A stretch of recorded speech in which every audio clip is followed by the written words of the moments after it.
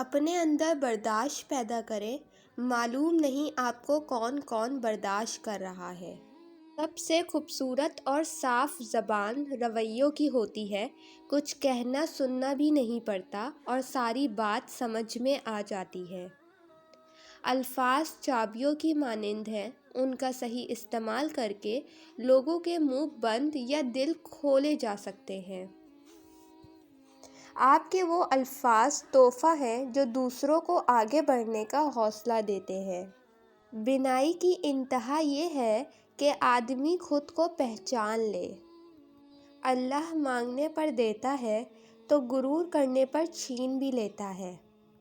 جیسے چاہتے ہو کہ اللہ تمہارا ہو جائے، اسی طرح یہ بھی چاہو کہ تم اللہ کے ہو جاؤ۔ دلوں میں رہنا سیکھیے، غرور میں تو سبھی رہتے ہیں۔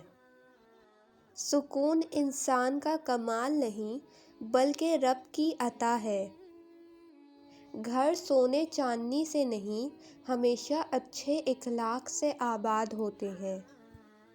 انسان اپنے اخلاق کی وجہ سے دل میں اتر جاتا ہے یا دل سے اتر جاتا ہے۔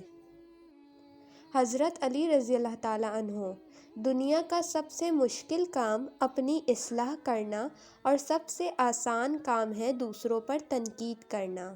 جن کو منزلوں کی فکر ہو وہ لذتیں دیکھ کر رکتے نہیں، اپنا سفر جاری رکھتے ہیں۔